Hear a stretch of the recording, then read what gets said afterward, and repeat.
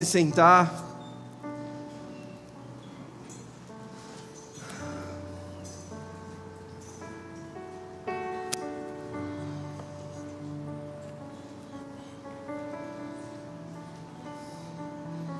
Boa noite, gente. Só para os que não disseram agora. Boa noite. Tudo bem com vocês aí? A gente está numa série de pregações, a série é Sermão do Monte, e hoje é um dia muito especial. Dia especial que nós vamos falar sobre uma mudança no texto que acontece, e é um dia importante, um dia de ceia do Senhor, que a gente vai também falar disso nesse âmbito. Vocês estão em cima, agora tem lugar aqui embaixo, pode ficar à vontade se quiserem descer também, tá bom?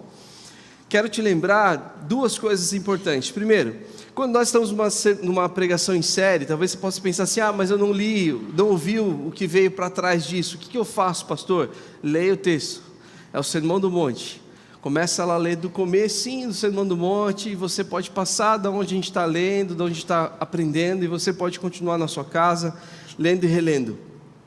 Hoje em especial quero falar sobre algo que começa lá no íntimo do nosso coração, e muitas vezes de uma forma bem assustadora, depois ela vai se renovando dentro de nós, a esperança que somente o Evangelho dá para nós.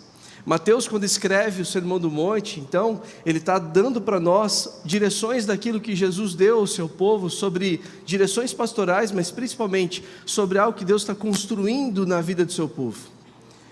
Mas tem algo que é muito intrigante nessa conversa toda. Ela começa com uma conversa, Jesus falando para eles: vocês são bem-aventurados, vocês são aqueles que são abençoados. Abençoados vocês agora, porque vocês têm a mim que podem contar, podem abrir o coração, e não só isso, é porque o tempo do reino dos céus chegou até aqui. Mas tem uma coisa que o Sermão do Monte vai tratar, que vai falar sobre as prisões que nós vivemos. Prisões essas que muitas e muitas vezes a gente nem percebe. Prisões que muitas vezes não se caracterizam em grades, em muros, mas controlam decisões, controlam relacionamentos, controlam emoções e até mesmo a maneira como a gente enxerga nós mesmos. Prisões da alma que se concretizam nas ações práticas da vida. Você vai ter dificuldade de se relacionar, você tem dificuldade de se expressar, você tem crises enormes. É muito comum as pessoas falarem comigo: pastor, ora por mim porque eu tenho sempre crise de ansiedade. Há um tempo atrás eu ouvia isso como um problema. Hoje parece que as pessoas não falam mais como um problema. Falam assim: eu estou só esquecendo de beber água. É um problema, mas não é tão problema assim. É assim que eles estão lidando. Parece que as crises emocionais que a gente acaba tendo, as crises de ansiedade, elas estão tão comuns que agora já fazem parte do nosso dia a dia. E parece que Jesus vai falar disso. Essa prisão, ela possui nome, ela é a necessidade de aprovação. E Jesus vai bater exatamente nesse ponto. A gente vive acreditando que a gente é livre, isso a gente fala sempre, nós somos livres. O menino não vê a hora de completar 18 anos, 21 anos, para ser livre de verdade. E aí ele vai lá e casa. Na esperança de ser livre. Na sua própria casa, ouvi teu amigo, né, Júnior? Na sua própria casa, ele não pode mais fazer um monte de coisa. Mas na verdade, o que te faz preso mesmo é a necessidade de aprovação. Vivemos acreditando que a gente é livre, e muitas vezes basta observar o que a gente faz do dia a dia. Quando a gente percebe algo que a gente precisa fazer e não consegue fazer. Quer ver só? O que você realmente fez essa semana que foi pura e simplesmente da sua convicção. Você pode até ter algumas coisas. Pensa aí. Dá para encher uma mão, não dá? Isso aqui eu fiz porque eu estou convicto que não importa a opinião de ninguém, eu fiz. Enche a mão? Agora o que você deixou de fazer porque isso poderia trazer certa consequência, alguém poderia falar ou pensar, eu acho que agora enche as duas mãos. E de fato, quando a gente pensa nessas convicções, nessas coisas que a gente deixa de fazer, no que a gente faz, a gente começa a observar que tem algo que controla a gente, que vem de lá de dentro. E por mais que a gente trabalhe do jeito que a gente deveria, a gente então começa a trabalhar mais do que deveria, para provar um valor para alguém, ou até para nós mesmos. para tentar provar para a gente ou pedir alguma coisa em troca de tudo isso. Muitas vezes, a gente não trabalha mais porque a gente precisa de mais dinheiro. Muitas e muitas vezes, a gente trabalha mais porque a gente quer se provar mais. Isso é um fato. É muito comum a gente olhar para tudo isso e perceber que durante a nossa vida, a gente nasce com medo da opinião das pessoas. Então a gente começa a observar as pessoas porque elas dão a opinião delas. E a gente não quer que essas opiniões cheguem até nós. A gente não quer que as opiniões sejam sobre nós. A gente trabalha mais do que deveria, compra mais do que precisa, a gente esconde as nossas fraquezas, a gente cria inimigos imaginários, a gente começa a medir o nosso valor pelos nossos resultados, a gente então começa a comparar a nossa vida com a dos outros, e no fundo tudo isso que a gente faz é por causa de uma pergunta que surge dentro de nós: será que eu tenho realmente valor? Será que dentro de mim essas coisas são reais? Isso se desdobra em todos os aspectos da nossa vida, se desdobra no casamento. Parece que quando você namora, você ou escolheu ou foi escolhida. Nossa, eu fui tentado agora a contar uma história para vocês, aquela do pato. Mas eu não vou contar não. Não dá, gente, fica atrapalhando meu sermão. Vocês nunca mais vão lembrar do sermão, só vão lembrar da história do pato. Então eu prometo contar no nosso primeiro encontro de casais. Merchan. Então, no casamento acontece muito isso. A pessoa vai e pisa no pato. Você vai descobrir isso no encontro de casais que a gente vai fazer aqui na igreja. Mais do que isso, você vai começar a lembrar que quando você escolheu uma pessoa, ou foi escolhido por essa pessoa, parece que rolava uma química, você queria que aquilo acontecesse. Depois que acontece, quer dizer, antes de acontecer, parece que há uma tentativa de se provar, né? O passarinho faz a dança do acasalamento. Alguns aqui fizeram também, não sei se funcionou, mas fizeram. Mas depois que essa dança aí, essa tentativa de impressionar o outro já conquistou, a eleição já passou, era só merchandising de eleição, que o voto já foi dado, parece que as coisas mudaram. É assim que relatam para mim. No meu não é assim não, graças a Deus.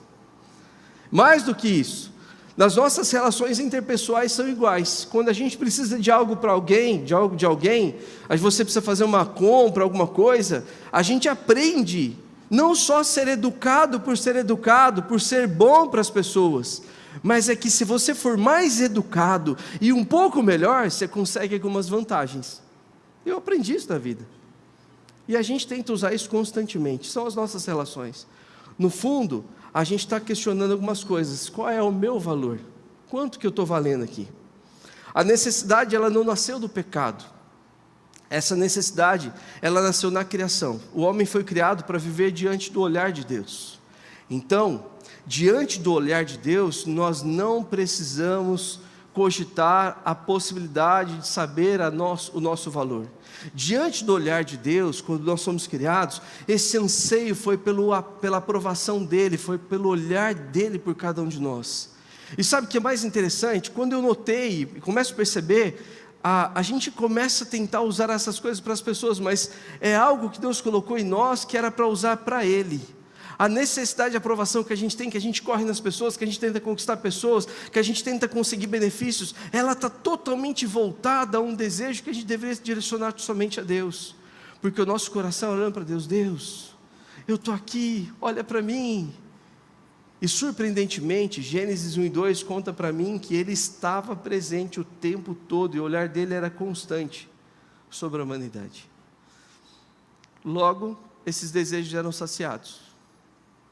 Mas lá no Éden, então, foi que nós perdemos isso. Adão nunca precisou provar quem ele era, nunca precisou competir, nunca precisou impressionar, nunca precisou construir sua própria imagem, porque ele já era conhecido, já era amado, já era aceito. Mas quando o pecado rompeu essa relação, lá no fundo o que acontece foi que então Adão começou a tentar se provar. Primeiro ele olhou para ele e viu que ele era diferente da mulher. E começou a perceber agora muito mais do que ele tinha de diferente do que aquilo que Deus havia feito como pares. E parece que essa mesma doença que pegou Adão lá, começou a pegar cada um de nós. Porque então, assim como Adão, a gente começou a procurar o sucesso em algumas coisas. Na carreira, na aparência, nos relacionamentos, na família perfeita, nas redes sociais, na religião. Todos nós começamos a procurar alguma coisa que pudesse responder o valor que a gente tem. E a nossa geração especificamente, ela ficou mestre nisso, porque hoje tem uma máxima: se você não postou, não aconteceu. É por isso que você vai na academia, você tem que postar, gente, que está pago, senão não vai estar. É por isso que quando você vai comer num restaurante chique, você gasta meia hora tentando fotografar o prato, antes de comer. E valoriza muito mais o momento da foto do que o momento que você está vivendo.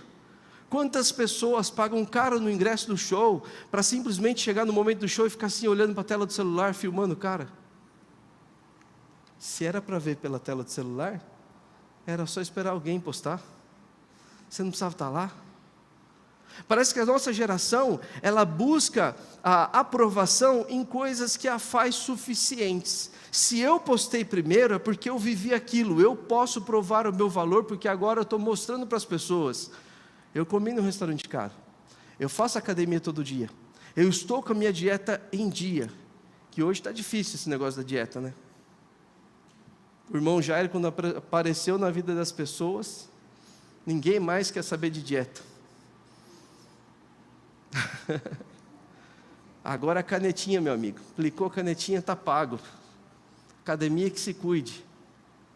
Parece que a gente começa a buscar o nosso valor da mesma forma que Adão começou a buscar, se escondendo de Deus, buscando então alguma coisa que escondesse as suas imperfeições diante de Deus. A gente começa a se sentir invisível no momento que a gente deixa de fazer algumas coisas. E olha o contraponto disso: no mesmo momento que você tem habilidades de negociar com alguém e conseguir vantagens, você também está do outro lado. Quando alguém conseguiu vantagens com você, você chora por causa disso. E assim é também no casamento. Assim é também nas relações interpessoais. Assim é também em toda a nossa vida. De tempos em tempos, parece que a gente vive numa maré boa, que a gente está ganhando tudo. Mas tem tempo que estão arrancando tudo o que a gente tem, né? E a gente corre para a igreja, porque a nossa frase é: eu vivo de altos e baixos, pastor, o que eu faço? Bom, acho que esse texto é para você também, para mim. A pergunta dessa noite não é simplesmente quem gosta bastante de você. A pergunta mais profunda é: quem possui poder para definir quem você é? Porque às vezes a gente dá esse poder para as pessoas, para qualquer pessoa. A gente começa a dar esse poder para as pessoas definirem quem nós somos a partir daquilo que a gente autoriza elas fazerem com a gente. E isso não é uma mensagem coach. Isso é uma verdade muito profunda.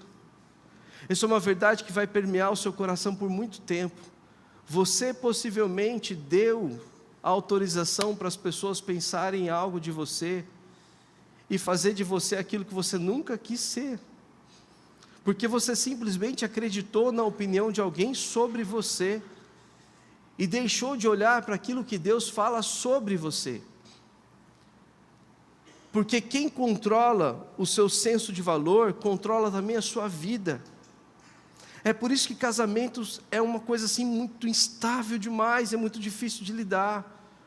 Porque eu preciso ajudar a minha esposa a controlar o que ela pensa sobre o seu valor. Eu não posso dizer qual é o valor dela, eu tenho que lembrá-la que Deus já deu essa sentença e sabe o tempo todo qual é o valor dela. E ela precisa fazer isso comigo. E eu preciso fazer isso com os meus amigos, eu preciso lembrá-los que eles não precisam de todas as coisas para serem felizes, porque Deus já disse que eles serão felizes com Ele. Então essa sentença já foi dada e cabe a mim propagá-la de maneira muito clara, para que cada vez mais eles tenham consciência do que Deus está falando. Eu preciso contar isso para as pessoas que estão em volta de mim, para aquelas que trabalham comigo, para que elas então entendam que não é sobre o quanto a gente produz, sobre a nossa performance, ela não diz muito mais sobre nós do que aquilo que Deus já disse sobre nós. Mas a gente deixa de ouvir o que Deus fala sobre nós, e a gente quer mostrar para as pessoas o que a gente quer que elas saibam sobre nós.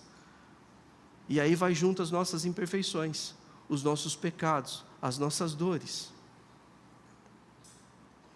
Aqui surge uma pergunta inevitável para nós. Existe alguma maneira de sermos libertos dessa escravidão? Ou viveremos para sempre dependendo do olhar das pessoas para saber como nós somos?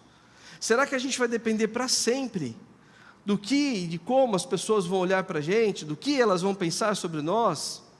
Será que a gente vai precisar depender para sempre de como as pessoas olharão e pensarão sobre nós, a respeito de cada um de nós? Será que vai ter que ser assim para sempre? Mateus capítulo 6 responde essa pergunta. Abra sua Bíblia comigo.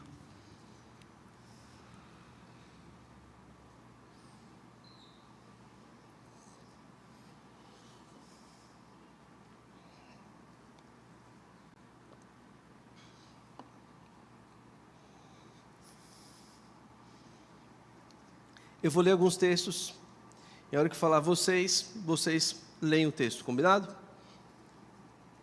Mateus capítulo 6, versículo 1, fala assim: tenham cuidado, não pratiquem suas boas ações em público para serem admirados por outros, pois não receberão compensa do seu Pai, que está no céu. Vocês?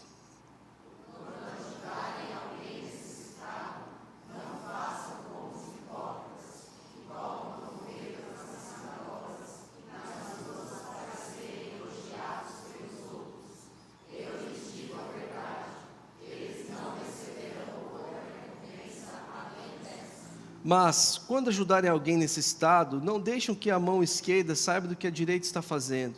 Deem a sua ajuda em segredo, e seu Pai, que observa em segredo, os recompensará.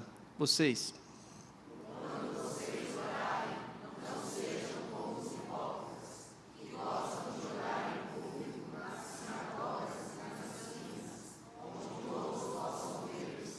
Eu lhes digo a verdade, eles não receberão outra recompensa além dessa. Mas, quando orarem, cada um vá para o seu quarto, feche a porta e ore a seu Pai em segredo. Então seu Pai, que observa em segredo, os recompensará. Ao orar, não repitam frases vazias sem parar, como fazem os gentios. Eles acham que, se repetirem as palavras várias vezes, suas orações serão respondidas. Não sejam como eles, pois seu Pai sabe exatamente do que vocês precisam, o quê? Antes mesmo de pedirem. Portanto, orem da seguinte forma, comigo: Pai nosso que estás nos céus, santificado seja o teu nome, venha o teu reino, seja feita a tua vontade, assim na terra como no céu. Dá-nos hoje o pão para cada dia, e perdoa nossas dívidas, assim como perdoamos nossos devedores. E não nos deixes cair em tentação, mas livra-nos do mal, pois teu é o reino, o poder e a glória para sempre. Amém. Seu Pai Celestial os perdoará, se perdoarem aqueles que pecarem contra vocês. Mas se vocês se recusarem a perdoar os outros, seu Pai não perdoará os seus pecados. Vocês?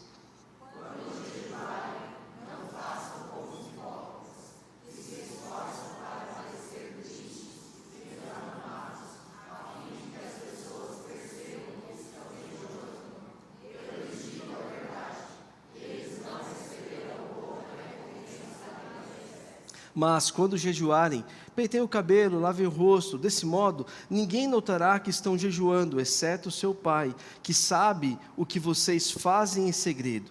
E seu Pai, que observa em segredo, os recompensará. Não juntem tesouros aqui na terra, onde a traça e ferrugem os destrói, e onde o ladrão arromba as casas e os furtam. Até aqui.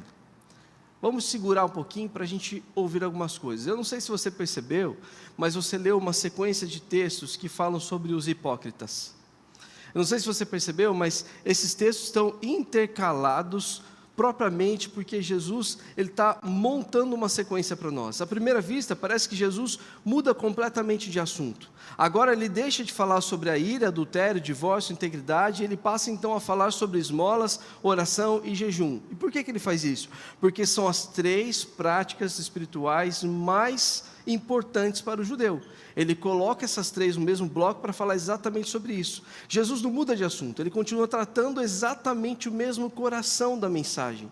É olhar para cada uma daquelas pessoas e tratar aquilo que está dentro de cada um deles. Aqui ele mostra que o pecado, ele invade então, não somente os nossos desejos, como ele falou antes, o adultério, a ira, o divórcio, a integridade. Ele está falando que agora o pecado também interfere na nossa devoção, em como a gente adora a Deus. Ou seja, o que Jesus está dizendo é que até mesmo aquilo que a gente faz de bom pode estar contaminado pelo pecado. É o que ele está dizendo. Agora ele revela que o que está invadindo a nossa devoção são essas coisas, é o coração daquilo que faz. Não é sobre oferta, não é sobre o jejum. Ele começa dizendo assim: tomem cuidado. Antes de ensinar qualquer prática espiritual, o que ele está falando para nós é: agora o que está importando para vocês, ou para cada um de nós, é aquilo que está no nosso coração. Ele vai expor a motivação do nosso coração. Por que isso? Porque para Jesus o maior problema nunca é apenas o comportamento, mas é o Senhor que controla o coração. Na prática, o que Jesus vai fazer agora é inverter aquilo. O pecado, ele não vai contaminar somente aquilo que deseja, que faz ferver o seu coração. Ele vai também contaminar suas boas ações. Ele vai permear aquilo que você acha que é bom que você faz. Ele vai permear até mesmo as suas orações. Ele vai fazer você achar que por você orar 4, 5, 10 vezes por dia, você é melhor do que o outro irmão. Ele vai cultivar o ego dentro de você de um tanto que ele vai fazer você parecer um bom crente. E um bom crente não é o suficiente para ser salvo. Um bom crente é um excelente pecador igualzinho os outros. Um bom crente nem sempre está diante de Deus. Por que está falando isso? Porque a gente precisa observar, a primeira lição é quando a gente troca o pai pela plateia. E ele começa falando isso: para serem vistos pelos homens. Essa é a frase importante que ele começa a dizer. Se as suas orações é para que alguém perceba, então tome cuidado com elas. Essa é a frase mais importante do texto. Entenda, Jesus não está condenando as boas obras, ele condena viver para ser visto. Ele condena você então praticar isso para ser visto. Pastor, mas isso parece o óbvio do que Jesus está falando. Parece o óbvio, mas às vezes o óbvio tem que ser dito. Ele condena então essa ideia da falsidade diante da religiosidade. O que ele condena é você acreditar nessas coisas, que quanto mais você ora, mais você é abençoado. Mas não é isso, pastor? Não, infelizmente não. Porque se fosse assim, a performance equivale. Mas no reino dos céus não existe performance. Não tem como eu orar mais para ser mais abençoado. Não existe isso. Deus não faz essa conta, é o que Jesus está falando. Existe uma enorme diferença entre ser visto fazendo algo e fazer algo para ser visto. Percebeu? Então, pode ser que alguém te veja orando, mas você orar para que alguém te veja é completamente diferente. Parece óbvio? Então vamos tirar do óbvio. Parece comum você vir à igreja, mas se você vem à igreja porque você está acostumado, você faz parte dessa categoria de hipócritas. Você não pode vir na igreja porque você está acostumado a vir na igreja. Você tem que vir à igreja porque aqui é a casa do seu Pai, do seu Senhor. Então o seu desejo único é vir à casa do Pai, adorar ao Pai, dar o seu coração a Ele, prestar culto a Ele. E nada mais do que isso. Deus não vai te salvar porque você veio em todos os cultos do ano.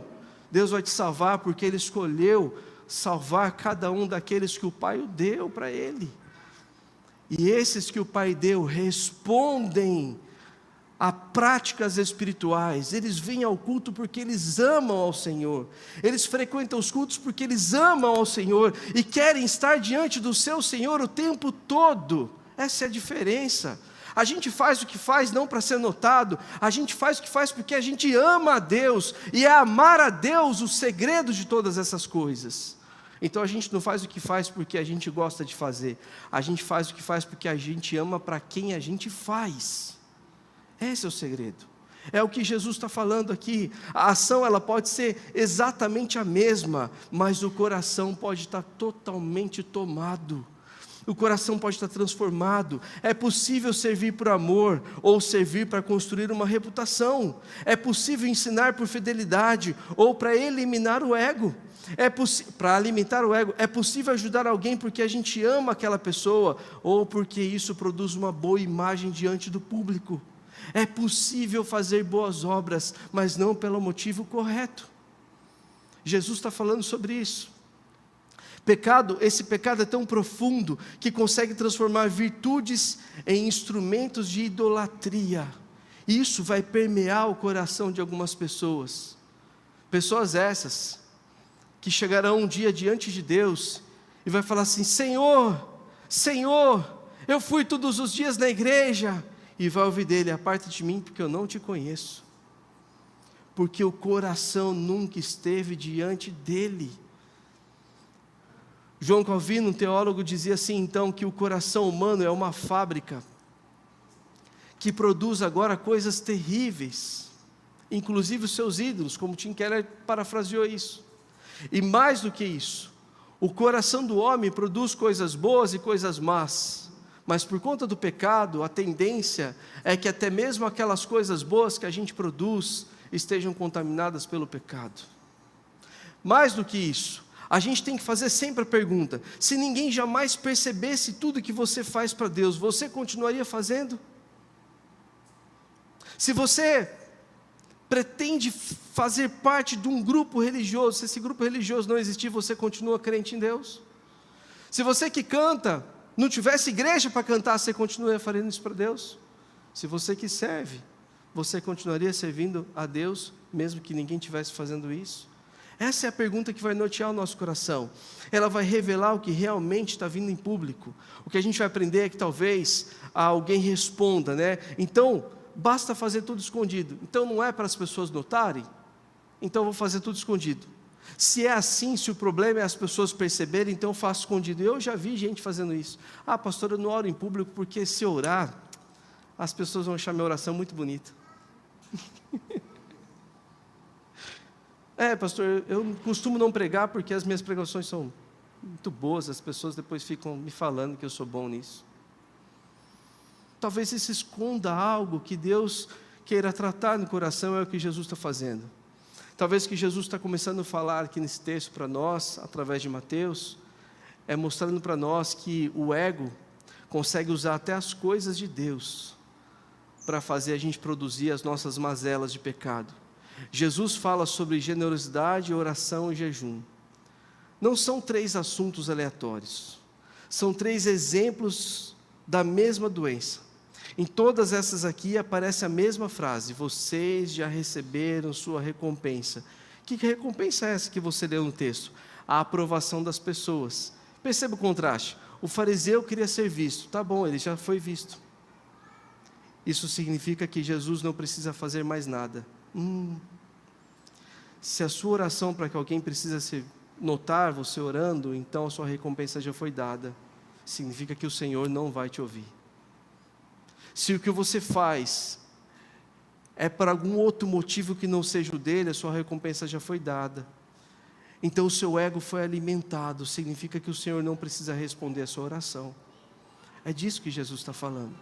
Parece que ele olhou para 3 práticas possíveis ali, para o judeu, muito importantes, e colocou diante de toda a igreja, de todas aquelas pessoas lá, dizendo para eles assim: se tudo que você fizer para mim, não tiver o coração que é para mim, eu não preciso responder para você, porque você já recebeu a sua recompensa. É sobre isso que ele está falando.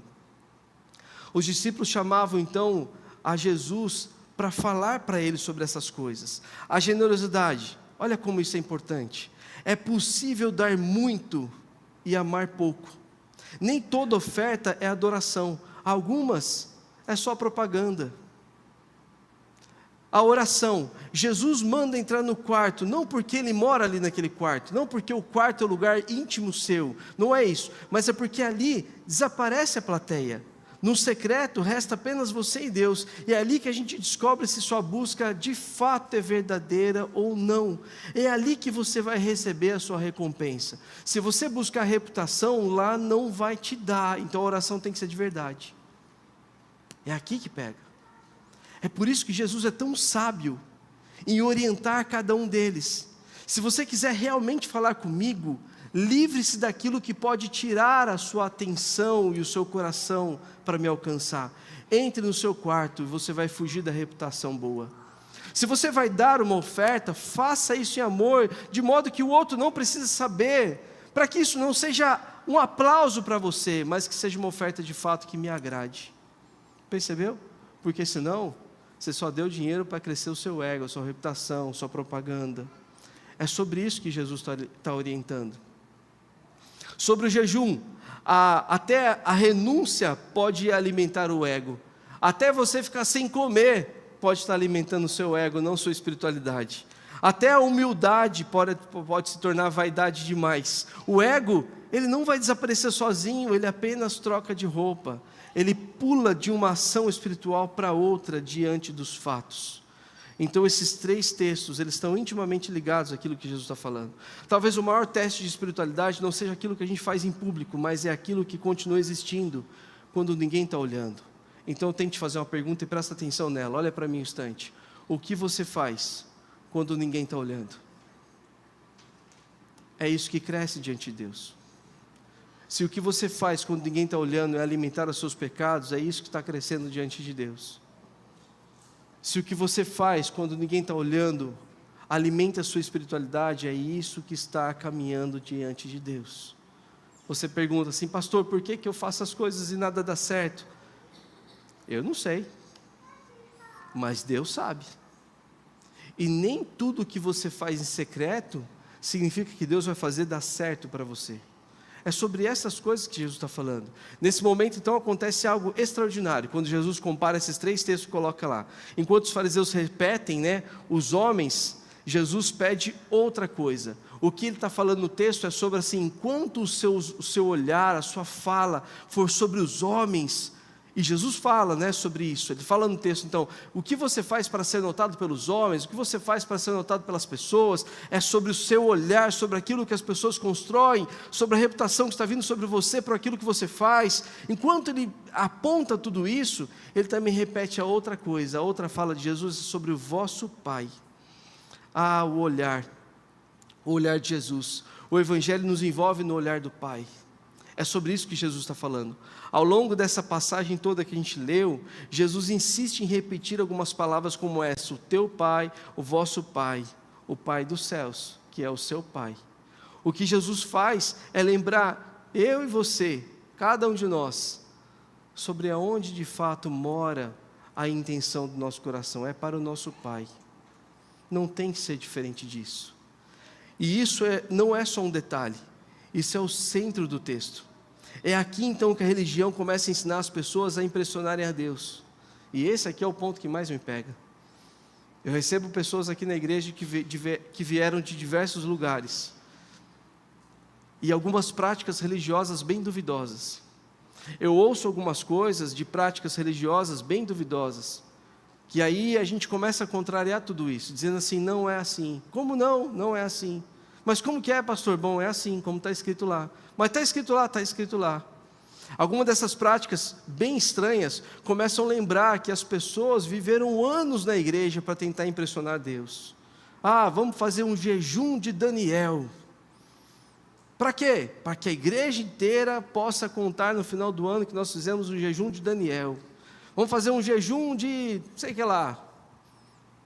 E aí eles pegam as figuras do Antigo Testamento, a forma toda que é construída, e te dá de presente, falando que se você obedecer aquilo, você vai ser abençoado. E você não percebeu que o Antigo Testamento estava falando sobre o que aconteceria com Jesus. Ele é muito importante para nós, o Antigo Testamento, porque ele é aquela confirmação de quem Jesus é. Mas ei, presta atenção, não tem profeta que vai falar sobre a sua vida, não tem mais sacerdote que vai lá receber o seu sacrifício, não tem altar, isso aqui se chama palco, altar é o coração. Logo, a oferta não é o seu dinheiro na fogueira santa, a oferta é o seu coração diante de Deus. É sobre isso que Jesus está fazendo e corrigindo as pessoas. E a gente começa a ver as práticas duvidosas, porque agora eles começam a alimentar uma performance sobre isso, e essa performance é sobre mostrar para a gente alguma coisa que a gente deve fazer para Deus, para receber algo dEle. Se você fizer pouco, você recebe pouco. Se você fizer muito, você vai receber muito. Irmão, então dê mais. É sobre isso que eles falam.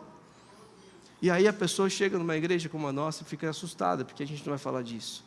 A gente fala só do que está escrito. E esse texto é Jesus corrigindo exatamente essas coisas. Ele está falando assim, então, desse jeito. Olha, presta atenção nisso. Abre de novo sua Bíblia. Acompanha comigo, desde o 6, 1. Ele vai falar desse jeito. A primeira fala de Mateus capítulo 6, 1 é essa aqui, ó. Tenham cuidado. Por que será que ele manda aqueles homens, aquelas pessoas terem cuidado? Ele está falando para pessoas simples que ouviam lá dos escribas, lá dos mestres da lei, lá dos fariseus, lá daquelas pessoas que tinham a responsabilidade de ensinar a Bíblia. Ele começa falando assim: tenham cuidado. Que cuidado é esse que eu tenho que ter? Não pratiquem suas boas ações em público para ser admirado pelos outros. Ou seja, ele não está falando não deixe de fazer boas ações, fala assim: tome cuidado com o coração para qual você direciona as suas boas ações. Jesus começa nos apresenta um pai que conhece os seus filhos. O discípulo não vive para conquistar a aceitação. Mas aquele que vive na igreja tentando impressionar os outros, sim. Mas o religioso precisa fazer isso, porque a religiosidade pede isso, a religiosidade espreme isso, a religiosidade faz com que você tenha certeza que você tem que bater cartão sobre isso.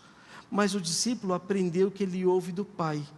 Ele vive porque já foi percebido e recebido pelo Pai. Então ele não precisa mais disso. A verdadeira espiritualidade nasce então dessa segurança que você não é aquilo porque você conquistou aquilo, porque você conseguiu uma vaga lá.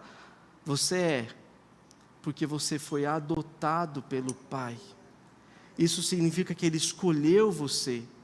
Ele pegou você e trouxe você para perto dele, não porque você era perfeito, não porque você ia fazer grandes obras, não, é porque Ele te amou infinitamente, sem você merecer nada. É sobre isso que Jesus está falando. E agora que a gente já sabe tudo isso, quem sabe quem é o Filho não precisa mais ficar mendigando a sua identidade. Se você reconhece quem é Jesus, você não precisa, meu irmão, minha irmã, ficar mendigando sua identidade, pulando de um galho para o outro, correndo de um lado para o outro, tentando achar quem é você diante do mundo. Olha para mim, você é amado por Deus, você é amado por Deus, você é amado por Deus, você é amada por Deus, você é amada por Deus. Isso é algo que Ele fez por nós. Nós somos amados por Deus, não porque éramos bons, mas é porque Ele escolheu nos amar. E diante dEle, isso é suficiente. Não é lindo isso? Isso é libertador demais. Antes de Jesus realizar qualquer milagre, qualquer único milagre, antes de ensinar qualquer sermão, um único sermão, antes de fazer qualquer obra pública, sabe o que Jesus ouviu? Jesus ouviu isso aqui: este é o meu filho amado, em quem eu tenho. Ele não fez para ouvir isso. Engraçado que Mateus registra exatamente nessa ordem. Parece que ele passou 30 anos em silêncio, sem precisar provar nada para ninguém. E sabe o que aconteceu depois, quando ele completa 30 anos? O próprio Deus vira para ele e fala: você é o meu filho amado. Oxe, eu sei que está tentando a vida inteira impressionar Deus, não está ouvindo nem do vizinho ser amado. Pensa, malemar da esposa, dos filhos quando você está bem com eles. Mas a gente ouve de Deus, que nós somos filhos amados. Jesus passou por isso.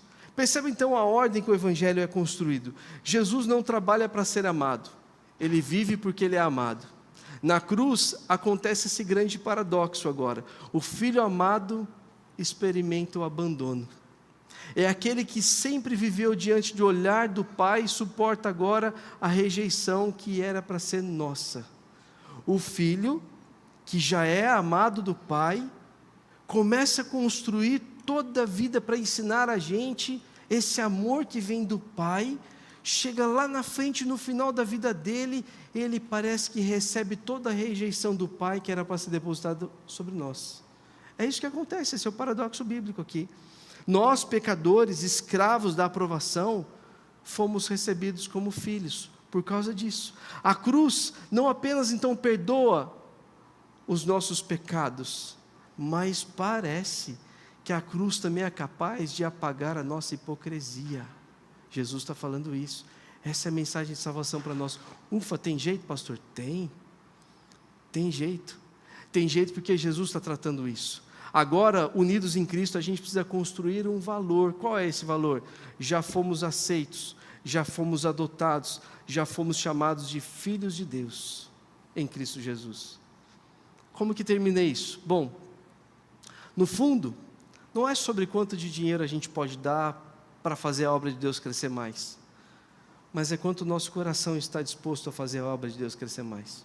No fundo, não é quanto a gente vai orar mais e qual é o tipo de oração que a gente vai fazer, mas é de fato e verdadeiramente para quem a gente vai orar e com o coração que a gente vai orar para que as coisas aconteçam. No fundo, não é sobre os nossos desafios, os nossos sacrifícios pessoais, como fazer uma prática espiritual do jejum, não é sobre os nossos desafios, mas é sobre onde vai ser colocado o nosso coração quando os desafios forem lançados para nós. É sobre isso. A pergunta então, nunca será se viveremos para agradar alguém. A pergunta será, quem é o público que está vendo a sua vida? Se você continuar alimentando o público que você está vendo, talvez você vai se tornar um escravo para o resto da vida. E eu tenho que fazer um triste alerta para você. Talvez você vai viver uma vida muito ruim, tentando se provar ser alguém que Deus nunca te criou para ser. Talvez você vai tentar mudar a cor do seu cabelo 20 vezes, para te dar uma nova identidade. Talvez você vai tentar fazer com que 3, 4, 7, 10 casamentos sejam suficientes para você realmente ser feliz com alguém, e não vai ser feliz com ninguém. Talvez o texto está contando para a gente que não é sobre as escolhas que a gente faz que tem a ver com a gente, mas é sobre a gente entender que fomos escolhidos por Deus, e agora temos um coração voltado para Ele. E com o coração voltado para Ele, muita coisa muda. O público da minha vida não é mais um público, é uma pessoa. Ou talvez sim, um grupo de pessoas. Pai, filho. Sim. Talvez agora tenha muito mais a ver com essa ideia. Se continuar sendo as pessoas, a gente jamais vai encontrar descanso. Mas se a gente olhar para aquilo que define o amor do Pai na nossa vida, aí a gente vai encontrar descanso. Porque o Evangelho não produz pessoas que precisam ser vistas. O Evangelho produz filhos que finalmente entenderam que foram encontrados por Deus. Todo aquele que foi encontrado por Deus entende o seu valor. Ele estava perdido e foi encontrado. Agora ele tem uma casa, um lar, um pai, que ele não quer deixar mais. E é esse pai que escolheu cada um de nós. Esse é o sermão de alerta que Jesus faz no Sermão do Monte. Talvez você tenha sido enganado na sua antiga igreja, talvez você não tinha aprendido sobre isso, mas o que Jesus está ensinando para a gente no Sermão do Monte é: não deixe o seu coração tão exposto à opinião alheia, que vai te levar de um lado para o outro, mas guarde o seu coração, para que o Pai que vem em secreto possa cuidar de você, e te dê tudo o que você precisa. Não busque saciar os seus desejos nos outros, como a gente viu anteriormente. Cuidado para que as boas intenções não sejam contaminadas pela opinião dos outros, mas antes, descanse o seu coração na certeza de que o Pai que vem em secreto está cuidando de você, e tudo o que você precisa vai vir dEle, em nome de Jesus. Feche seus olhos um instante, eu quero orar por você. Eu quero te dizer algumas coisas antes de orar, eu quero que você feche seus olhos e pense nessas coisas.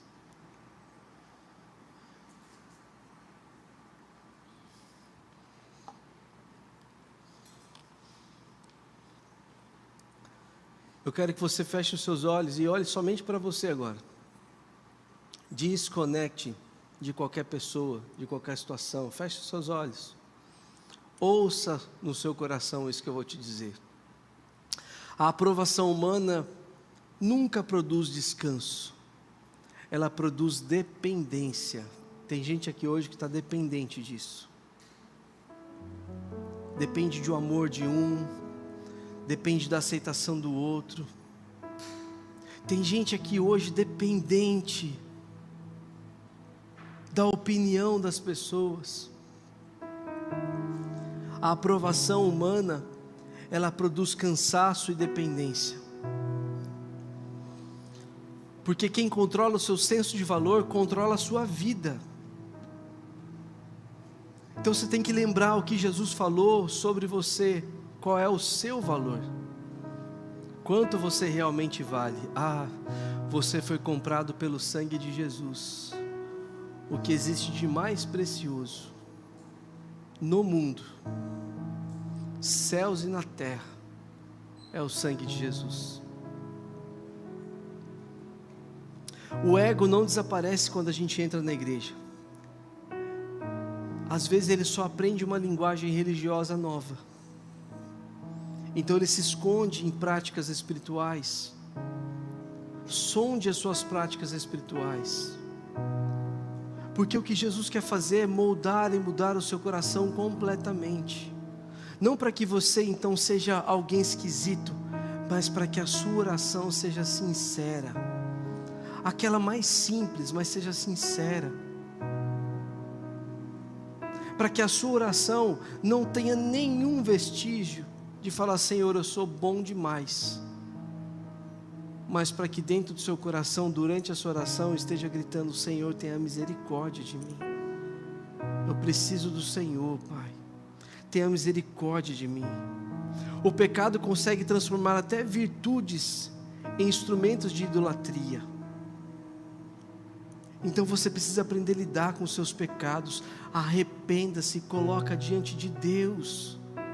Coloque diante de Deus os seus pecados, para que isso não se transforme em idolatria, para que Satanás não use dessas coisas para te manipular, para manipular pessoas, para que você fira pessoas, para que você saia ferido, sem perceber que não é sobre a igreja, não é Jesus que te fere,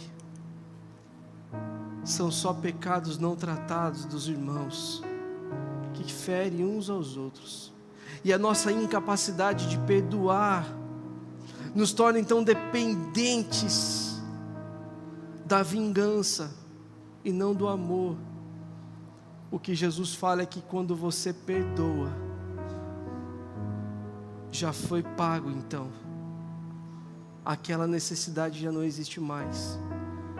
O perdão é a troca da vingança. Se alguém te fere, você não precisa se vingar, você precisa perdoar, e já está pago. É sobre isso que ele está falando. A religião ensina as pessoas a impressionarem a Deus. O Evangelho apresenta um pai que conhece os seus filhos. E ele fala para cada um de nós: você não precisa me impressionar. Eu te vejo. Eu estou vendo você. Eu te conheço. Eu te formei dentro do ventre da sua mãe. Eu te planejei lá na eternidade, antes de você existir, eu sonhei com você. Eu trouxe você à tona, eu deixei você viver tudo que você quis viver e viveu. Eu trouxe você até aqui, eu te conheço. Eu sei o que você precisa antes mesmo de vir à sua boca. Eu conheço suas necessidades antes mesmo delas existirem. Eu te conheço. Você não tem necessidade de impressionar a Deus. O Evangelho não produz pessoas que precisam ser vistas. O Evangelho produz filhos que sabem que foram encontrados por Deus. filhos que foram encontrados por Deus. Não pessoas que precisam de coisas, mas filhos que foram adotados por Deus. Filhos que mereciam a ira de Deus, mas foram encontrados por Deus. Os nossos pecados são isso. Eles são a maior prova de que nós merecíamos a ira de Deus sobre nós.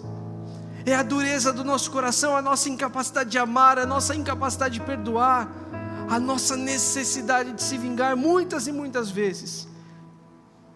E Jesus tratou isso no texto anterior. E agora ele desce mais profundamente. Se isso está resolvido na sua vida, olhe agora para as outras coisas que podem não estar. Porque talvez dentro de você, você esteja pensando que está fazendo certo, mas está tudo errado. Não faça para ser visto, mas antes, busque o amor do Senhor no seu coração. Busque a presença dEle no secreto.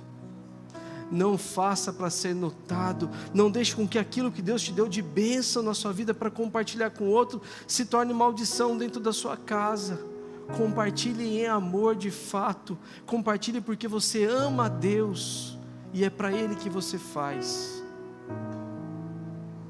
E então, ore ao seu Pai que está em secreto.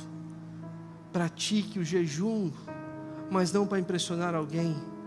Tenha sua vida espiritual, devocional em dia, não para impressionar alguém, mas por amor ao Pai que está nos céus, que conhece o seu coração, que conhece o mais íntimo do seu coração, que sabe que você precisa antes mesmo de você pedir. Deus está tratando com a gente hoje, dizendo para nós que não tem nada que Ele não saiba sobre nós. Ele conhece os seus pecados, Ele conhece suas dores, Ele conhece suas necessidades, mas Ele conhece também o caminho para te tirar de tudo isso. É por isso que Ele enviou Jesus, porque Jesus é o caminho para mudar tudo isso. Essa é a noite que a gente vai orar assim: Pai nosso que estás nos céus, santificado seja o teu nome, venha a nós o teu reino, seja feita a tua vontade, assim na terra como nos céus. O pão nosso de cada dia nos dai hoje. Perdoa as nossas dívidas, Senhor, assim como nós perdoamos aqueles que nos feriram. Não nos deixe cair em tentação, Pai, mas livra-nos do mal, porque teu é o reino, o poder e a glória para sempre. Amém e amém. Fica de pé. Vamos cantar ao Senhor, dizer como é bom estar em tua presença, Jesus. Como é bom falar do Senhor, como é bom saber do Senhor. Como é bom lembrar que o Senhor ensinou cada um de nós o que a gente precisa. Como é bom orar ao Senhor e falar do Senhor. Como é bom sermos lembrados pelo Senhor daquilo que a gente mais precisa. Que o nosso coração esteja com o Senhor. Não deixe, Jesus, que os nossos pecados nos traiam sempre, mas que essa seja uma noite de reconstrução na nossa vida, na nossa história, em nome de Jesus. Amém.